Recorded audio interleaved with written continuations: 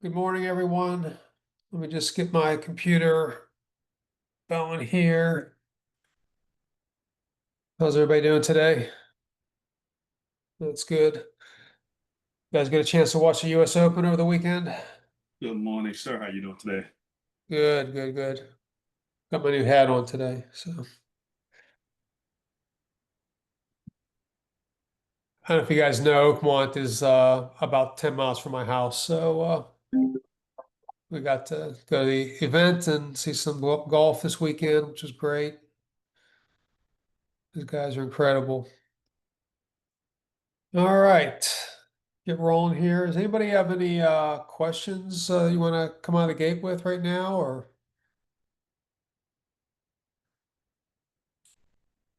has Larry talked to you guys at all about some of the new things that EXP is doing with agent attraction? I know we had a call. We have a call scheduled later this week. So if you guys are looking to, do any types of investments with agent attraction, there might be some opportunities to jumpstart things a little bit. But I'll wait till Larry brings that up for sure. I think he might have talked to a few of you guys about that. Um, we again, the main thing that we're looking to do with everybody in our group, and this is probably never going to change, is how can we bring more value to the agents who are partnered with us. The way I have been bringing value is with the newsletter, hosting a couple masterminds each week, jumping on Jeff and Kelly's daily huddle, making sure that we're learning as much as we possibly can about processes and procedures. In the 3 years I've been with EXP, I think it's been 3 years. I don't think it's quite 3 years yet, actually. Things have changed like 180 degrees. They're just, so different.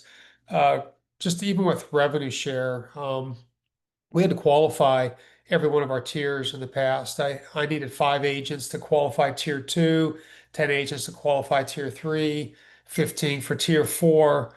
So at points in time in my time with EXP, I would have qualified all my agents that we had brought into the organization because of those rules. Now they've basically made it where your first 4 tiers are unlocked automatically, and you only need 15 agents to qualify up to tier six, which nobody on this call has that many agents in their organization. Even myself, I only have my level 4 unlocked.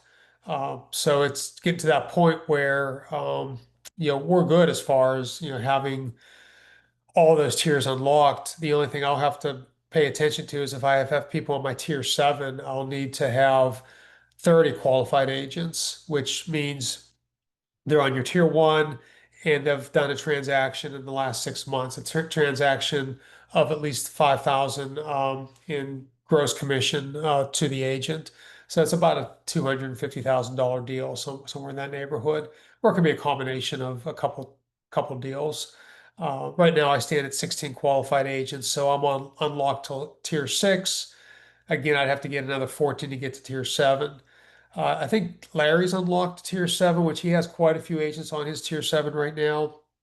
So that was one of the things that we were trying to help him out with as far as using agents in our organization for qualified status. Or now the new sponsorship program allows Larry to put a co-sponsored agent on his in a system that would help unlock those qualified tiers.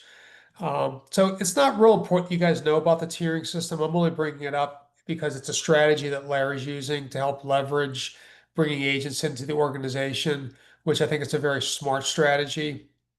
Helping people like Jerry Stapp, who's in my organization, might not be in your organizations, but also helping out people like Jeff Russell, obviously Larry, Darren Cottrill, who needs a couple agents to get qualified for his tier six, but he's good. Actually, he doesn't have anybody that's tier six right now, so he doesn't need to be qualified, but he will eventually.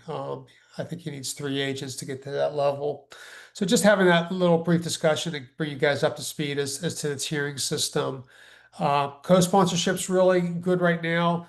This is where you could be talking to agents, maybe They need, maybe you're talking to somebody in Detroit, they need an agent in Detroit to partner up with, maybe somebody who's experienced, been with EXP for a while.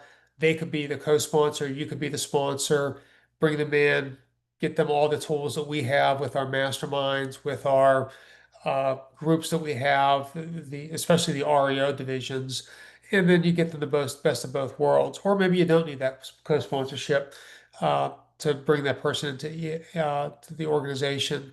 Last week we put a lot of emphasis on make sure you're making your calls. Just having time set aside each week, whether it's an hour or 2 hours a day, one day a week. For me, it's Monday, Tuesdays, Thursdays. I pretty much work 10 to 3 those days. That's structured, that's scheduled, and then I can always pick up a call or do something outside those times. But if you look at my calendar, it just goes 10 to 3, Monday, Tuesday, Thursday. And I always try to have a full schedule. I've got a little bit slack over the last couple of weeks. So late after this call, after the 11 o'clock call with the group, I'll be sending out some emails to people in my sphere to try to build up my calendar. And what that'll look like is, people that are in my the REO network that we run, we'll just send an email saying, hey, we saw that we haven't had a conversation for a while. Here's my calendar. If you want to have a quick conversation, see where you're at with the network, talk about REO, put some time on my schedule. And if I send out 200 emails, I'll typically get about 4 or 5 people putting time on my calendar. So if I send out 400, it's 8. If I send out 8, it's proportionate. I'm running about 10, maybe 5% of the people that I reach out to will put time on my calendar because it's more of a warm group of agents. It's not cold. People have never heard of me before, that maybe we've spoken before in the past, maybe we haven't, but they know who ADR is. So when you start to work on your organization, you want to have, I think, levels of people in your sphere. So most organizations call it A, B, and C. A being the people that are real close to you, B are people that know of you, and C are people that never heard of you. So the A's should probably schedule with you a call if you haven't talked to them for a while. The B's might be a little bit more hesitant, but might still do it. The C's, that's where you're going to expect maybe a 1 to 2% uh, schedule rate from the C's, and you might have a little bit of issue with no shows with the C group. So be aware that this is where you want to do follow up campaigns, maybe a text message the day of. Um, One of the games I play with agents sometimes is if I see their schedule with me and I've never spoken with them before, I'll send them a little text message about 1 minute before the call saying, hey, I might be a couple minutes late for the call. I'm running over. That shows, the I'm running over shows that I'm a busy person. I'm making calls. Other people want to talk to me, um, which isn't a lie, but sometimes it's not true that I'm running over on a call. But I'll send that text message out. And then if they don't reply to me, that might be an indication that they might be a no-show, but it's not always true. They might still show up, but who isn't looking at their phones today? So I know for the most part, most people have seen that message. So that if they don't take my call, then the next text message goes out. Hey, you had time on my schedule. I'll send them. I'll text them a screenshot of the calendar link that they had set up with me, kind of putting it on them. It's like, hey, you took the time to put time on my schedule. You're not showing up for the call. You should be, what's going on here? And it puts it on them again to reach out to me. And I never really get on somebody for a no-show, but I do mark it in my CRM, and I do know that if they no-show twice, I'm just going to take them out on a CRM altogether. I'm not going to reach out to them in the future. That's like one no-show I can see. Things happen. Most people get back with me with some excuse, and sometimes it seems legit, but I read through a lot of these things like, oh, I had a family emergency, I had to go to the hospital. It's like, I can't tell you how many people had to go to the hospital, but anyhow, these things seem to happen. But those are just some strategies for getting people to show up on the calls.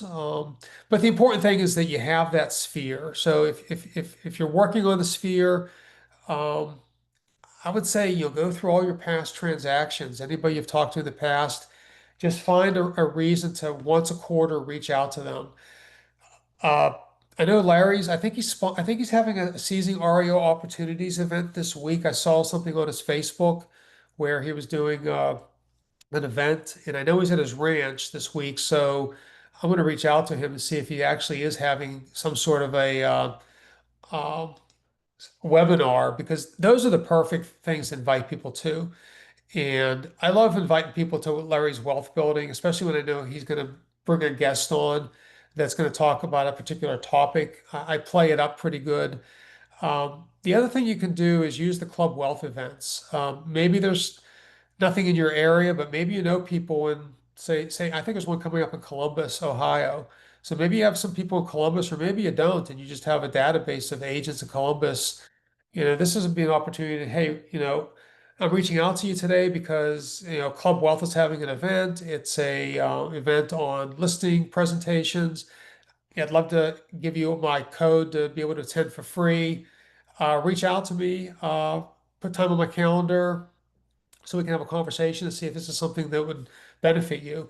Any excuse to get people to have a conversation with you is a good excuse. And again, when you have start having that conversation, talk about the group, talk about your successes, how you're building an organization, how you're building a team, and that can dovetail into tell me more about what you're doing.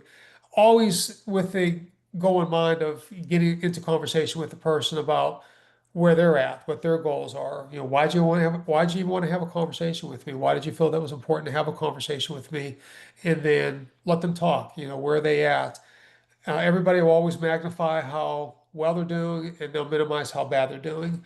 So keep that in mind as well. They'll talk about having done, six figures, but they did six figures once in the last 20 years. It's like they're going to magnify the successes, minimize the losses. Nobody wants to be shown or made aware that maybe they could be doing better. But keep that in mind, because I think everybody could be doing a little bit better in their careers, or they can be connected to maybe better people or have better opportunities. So keep that in mind as you're talking to people. Um, anything you guys want to talk about directly today? Anything that maybe I'm hitting on that you wanted to dive into a little bit deeper? And Larry won't be on the call today. He said he's going to be at the ranch today. So I'm it for today.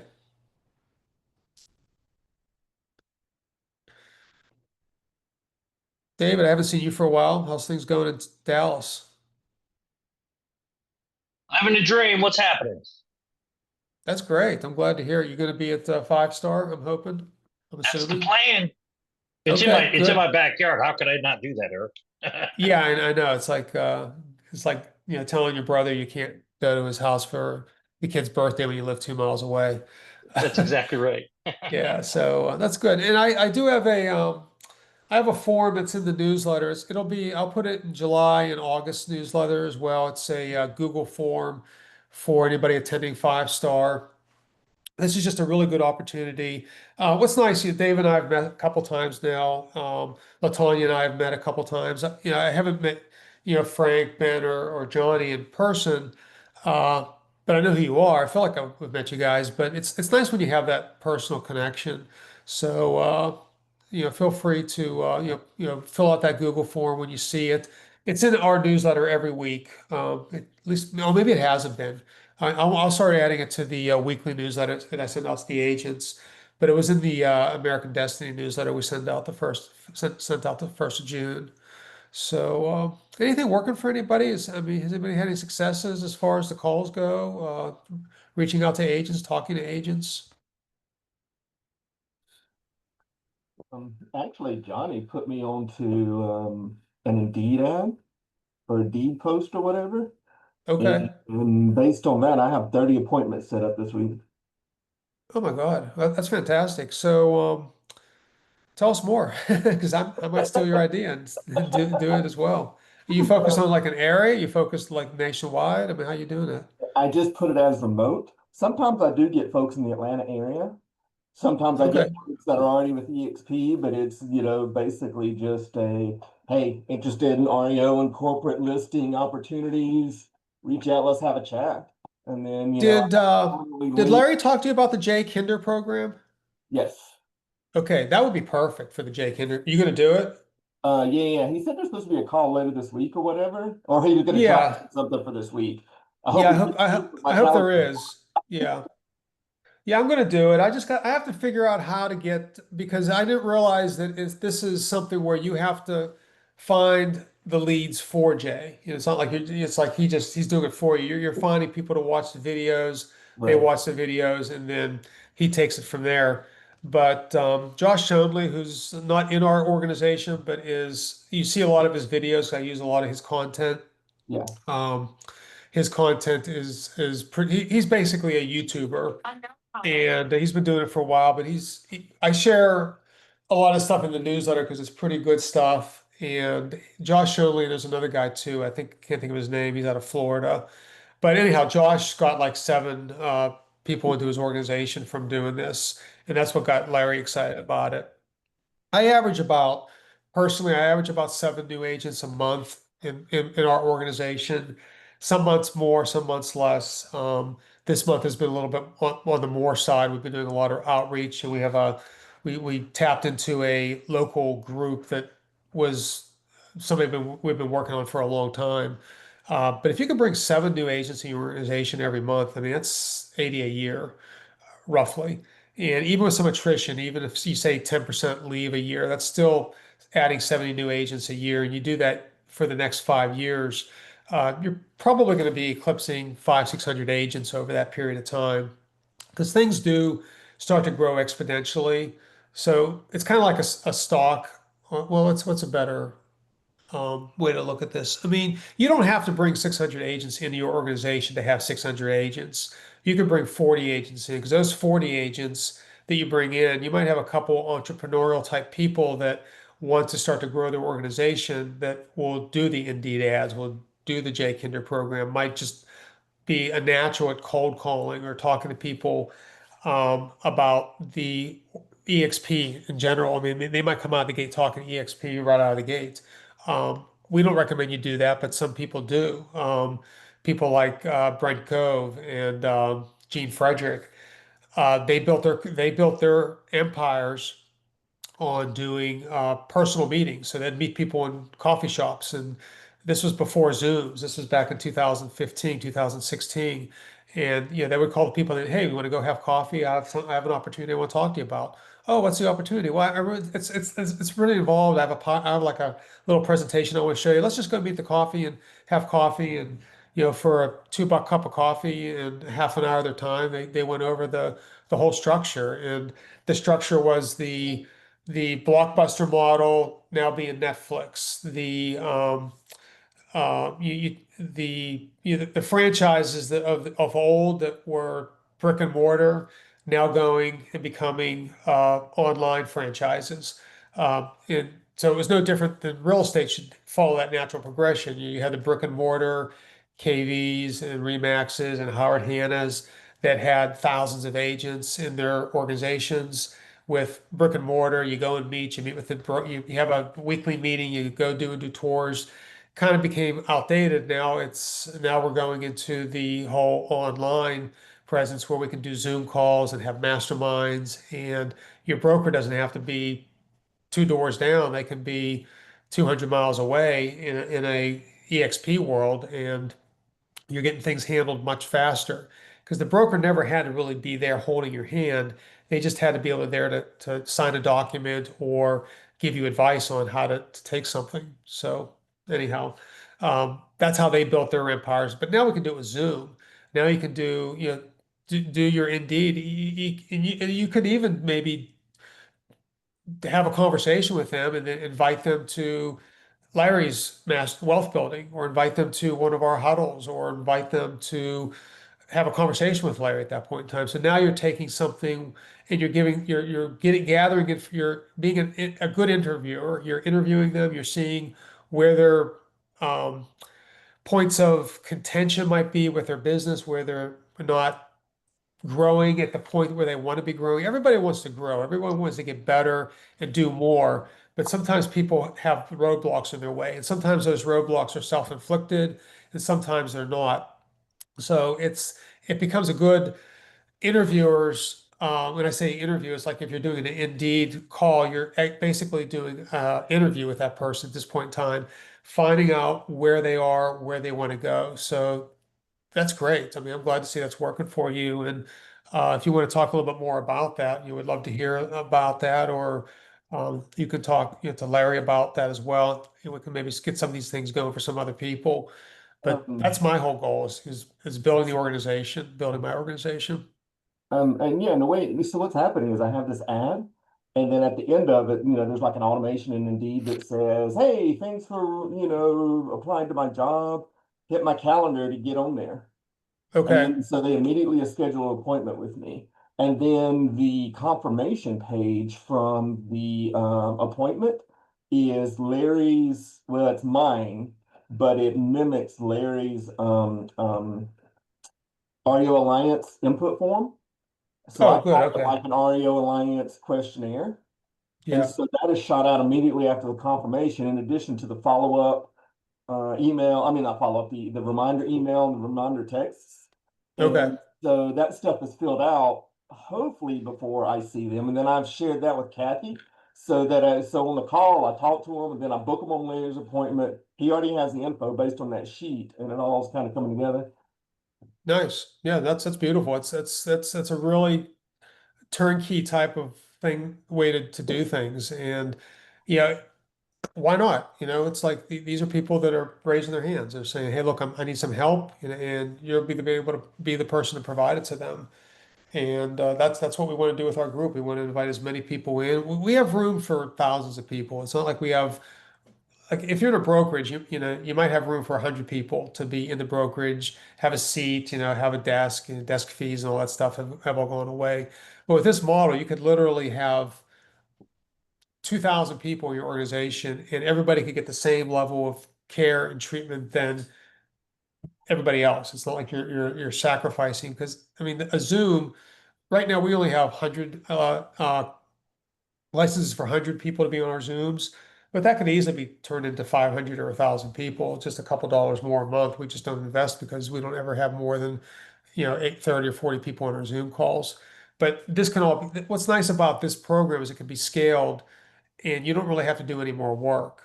There's a little bit more work. I mean, it's not like you're not doing more because I, for every person that comes into my organization, I send them out a welcome email. I make sure that they're onboarded. We go through all the steps to make sure that it's not a leaky bucket where we're bringing 10 people on a month, but 8 of them are like not sticking. Of the 97 people I've brought into the organization, we've lost about 30 over the last 3 years. Of those 30 that we've lost, I would say probably 80% produced zero in volume. They had absolutely no production. There were a few that we were sad to see leave because they capped. There was a couple cappers in there and made us a couple $1,000s each. I'm talking about Darren, Larry, Jeff Russell. I mean, we were all seeing revenue share on these people, but it was a small percentage. But you're going to have that in any organization. You're going to have some attrition. It wasn't the right fit. It wasn't the right feel. The one person left because she wanted to go to an office every day. It's like, that's great. That would never be me. I mean, I love sitting in my pajamas and just, working from home and, wearing my baseball cap and, and doing what I do. And it's going into the office for me is not something that I would get excited about, but maybe somebody needs that, and that's something we can't offer them. Or maybe you have a solution for that. Maybe you do have a organization that has a small, you guys get together at a Regis once a week, or you get together at some location once a week and you just have a staff meeting.